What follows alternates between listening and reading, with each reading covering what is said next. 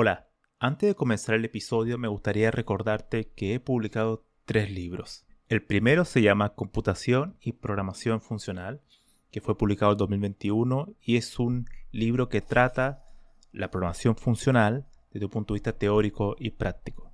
El segundo se llama Mentes Geniales, la vida y obra de 12 grandes informáticos. Esta es una obra que repasa la historia de hombres y mujeres que fueron relevantes en la historia de la computación.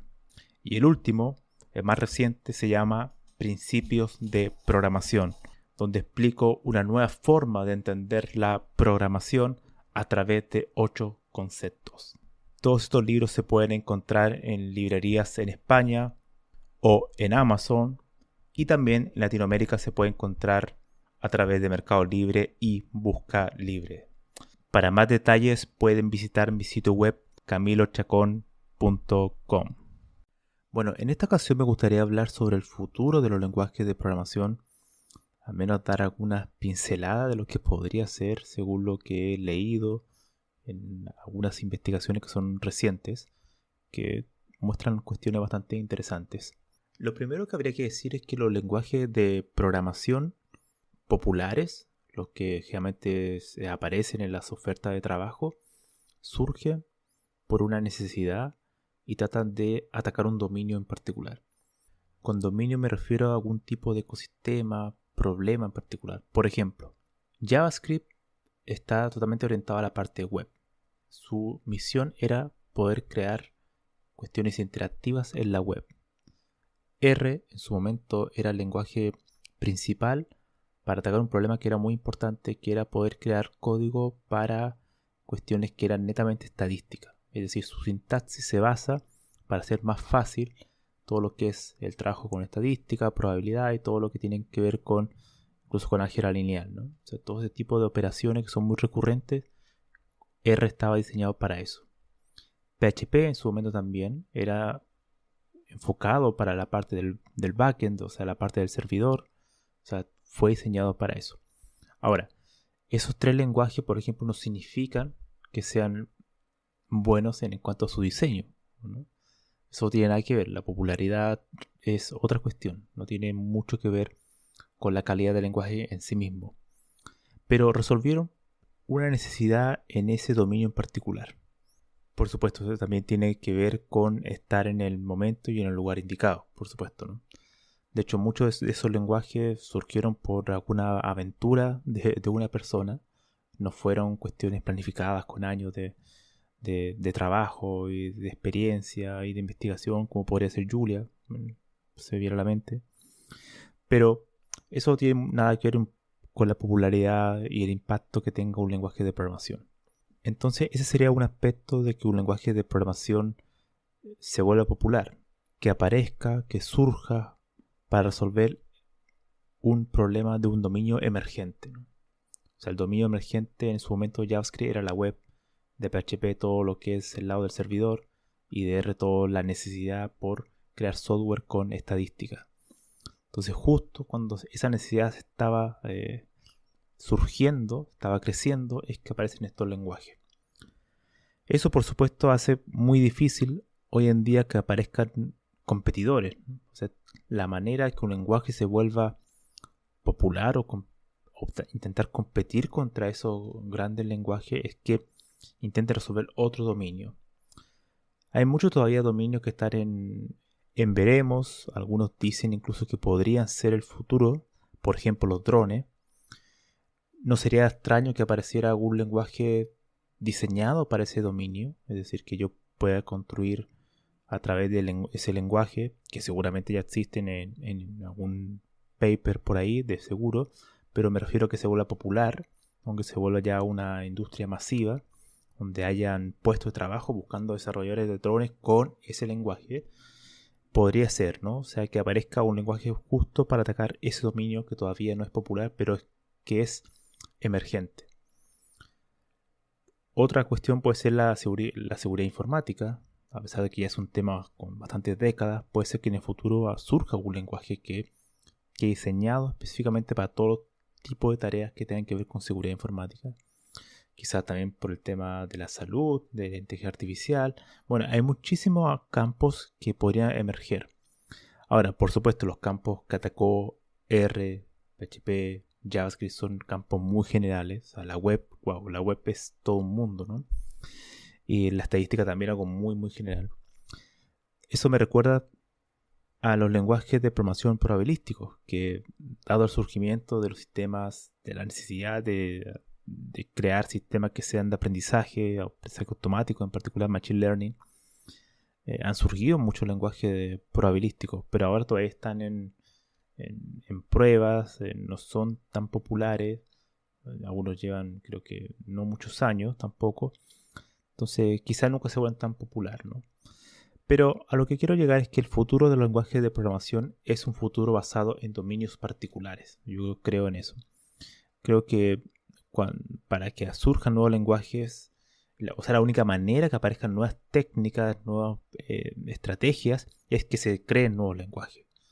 Indudablemente tú puedes crear EDCL, ¿no? Ese lenguaje de dominio específico embebido dentro de otro lenguaje como por ejemplo Python o Java o C, pero nunca van a tener totalmente la libertad de proponer nuevas técnicas porque están totalmente encerrados en otro lenguaje que los oprime, por así decirlo.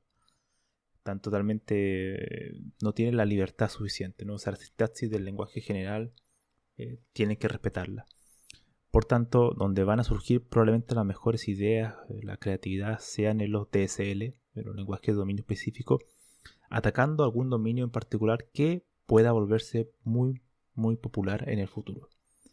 Yo creo que por ahí va la cuestión de los lenguajes de programación para el futuro, y que aparezcan cada vez más DSL, atacando dominios particulares, porque ahí van a poder los diseñadores de lenguaje proponer cuestiones mucho más interesantes.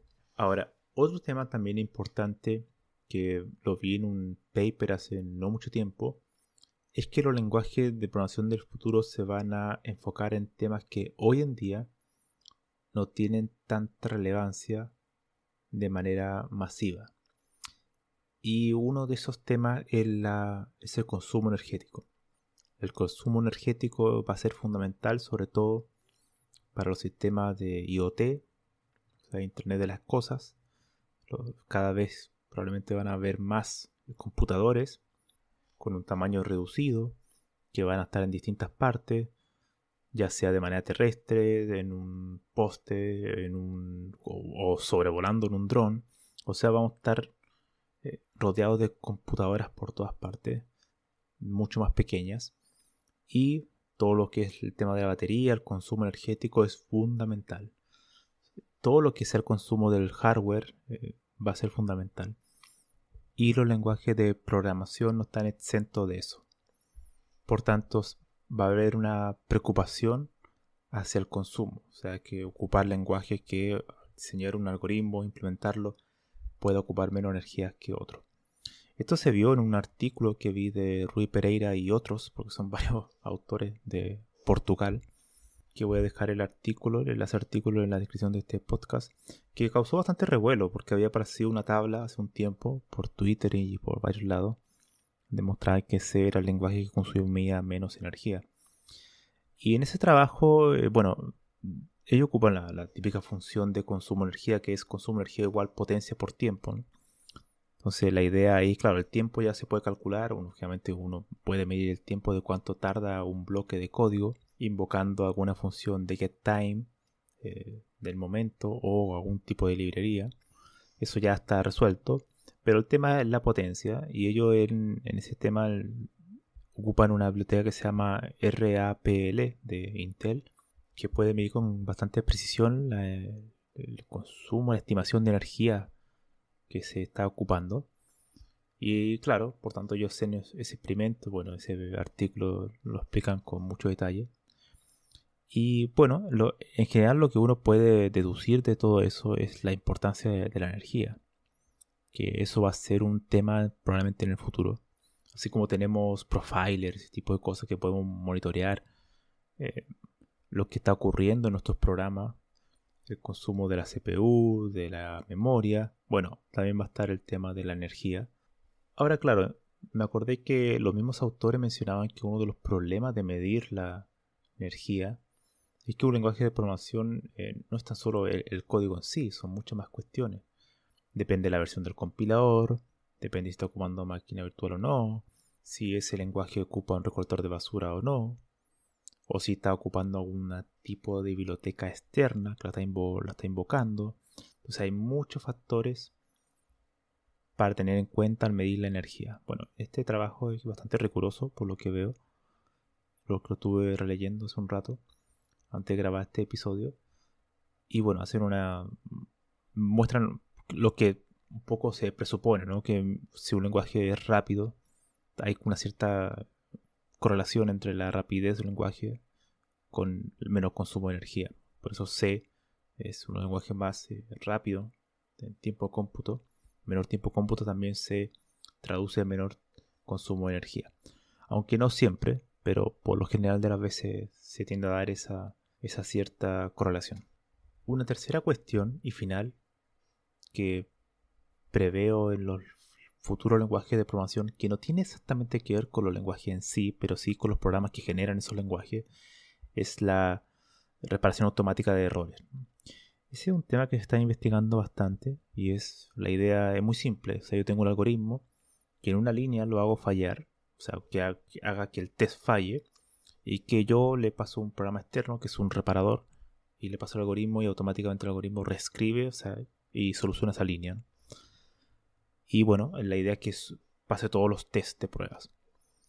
El problema de ese tipo de sistemas que están todavía es el estado del arte, ya muy poco tiempo se están diseñando.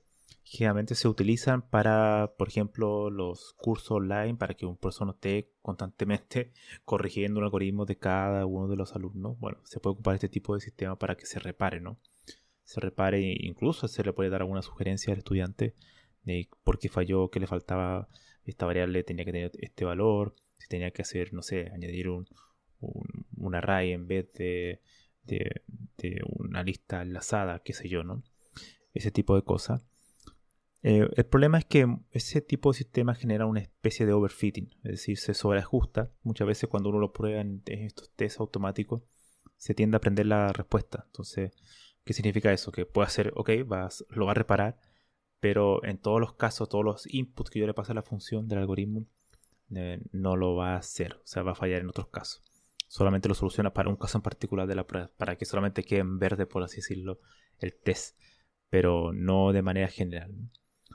Ahora, eso presupone también que hay que mejorar la forma que se realizan las pruebas, ¿no? También, porque muchas veces los test unitarios, uno hace una prueba y lo hace en un caso muy muy particular, pero no está haciendo la prueba de manera adecuada, ¿no? Que sea mucho más general, con más o menos todos los inputs posibles que podría tener la función.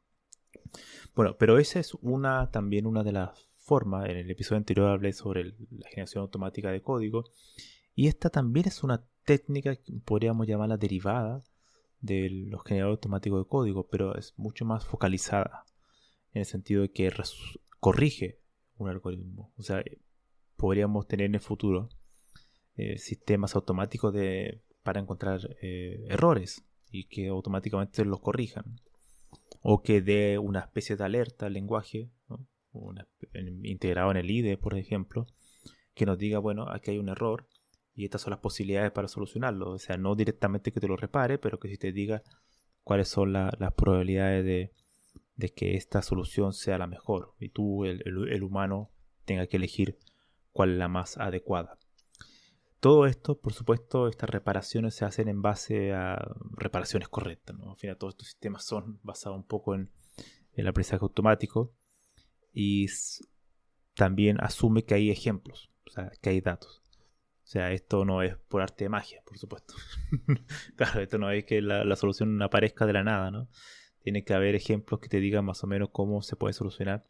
Y también, por otro lado, depende mucho el lenguaje. O sea, si yo entreno con datos de soluciones de código, cientos de códigos de Ruby, no voy a solucionar lo mismo a uno de PHP. Claro, ahora PHP probablemente nadie lo puede salvar, nadie lo puede reparar, pero bueno, esa es otra historia. Bueno, eso entre paréntesis, porque PHP creo que me han contado, gente que yo no confío mucho en ellos, me han contado que está bastante mejor en sus últimas versiones. Bueno, quién sabe, puede ser. Podríamos, bueno, lo pongo en duda. Que me pueden enviar un email con eso, comentándome si es verdad o no. Bueno, volviendo al tema en cuestión, es que, claro, el futuro también va a ser que van a aparecer ciertas herramientas que estén rodeando el lenguaje. Tenemos los generadores automáticos de código, estos reparadores de código que van a poder ser también una especie de asistente al lenguaje. Y vamos a tener también todo el tema, la preocupación por otras variables como la energía, por la incesante incremento de computadoras que van a haber cada año.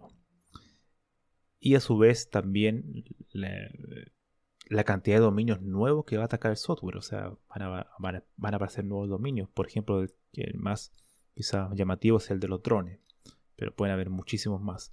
Y ahí también van a aparecer nuevos lenguajes. Así que el futuro es apasionante. Yo creo que el futuro de los lenguajes de programación va a ser bastante apasionante. No creo, como dije en el episodio pasado, que la programación vaya a ser totalmente automatizada. No creo.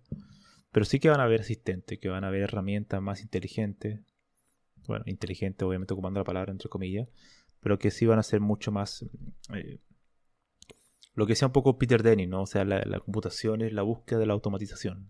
O sea, ese es el objetivo final. Y intentar ser más productivo, y si uno automatiza más tareas cotidianas, uno se vuelve un programador mucho más productivo. Yo creo que va a ser eso. Van a aparecer herramientas que nos van a ser mucho más productivos. Y está la tarea como tantas décadas atrás, ¿no? El tema de seguir aprendiendo herramientas y que es un aprendizaje que no tiene fin. O sea, las personas que creen que la informática uno aprende un lenguaje o dos y se acabó, están totalmente equivocadas. Y bueno, hay que decírselo directamente que van a tener que siempre estar aprendiendo cosas. Pero sí los conceptos son los que prevalecen. Indudablemente los conceptos de la informática y la programación no cambian tanto, solamente se añaden algunos cada ciertos años. Pero lo cierto es que teniendo los conceptos, las bases, los fundamentos, los elementos esenciales, uno puede sobrevivir en este mundo, en esta jungla, de manera adecuada y con las herramientas suficientes para afrontar el futuro. Y lo que pasa muchas veces es que muchos informáticos, programadores en particular, flaquean en eso porque no tienen las bases sólidas. Entonces automáticamente tú le cambias el lenguaje y se acabó, ¿no? Tienen que casi como volver a empezar. Y eso no es así. Hay muchos conceptos que uno aprende a lo largo del tiempo que son independientes del lenguaje, que uno los ve en distintos lenguajes, pero están ahora expresados de manera diferente, con una sintaxis diferente, con una semántica diferente. Pero es la misma idea de fondo. Y por eso que yo muchas veces digo que los programadores tienen que aprender de computación. Teoría de autómata, máquina de Turing, cálculo lambda, expresiones regulares, todo ese tipo de cuestiones que son como las máquinas de estado, es fundamental para entender un poco el pensamiento computacional, que uno después lo ve siempre en distintos lenguajes. Bueno, eso sería el episodio de hoy, espero que les haya gustado. Compartan este episodio, suscríbanse si no lo han hecho y bueno, y si me quieren donar algún mensaje, alguna palabra de aliento, alguna sugerencia de tema a tratar, yo siempre estoy bienvenido a recibir email de todo tipo. Nos vemos.